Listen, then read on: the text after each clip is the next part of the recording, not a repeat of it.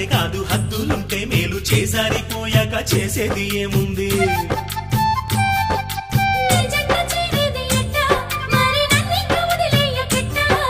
నన్నిట్ట వేధించకే ఓ భామ నీ మనసు మార్చేసి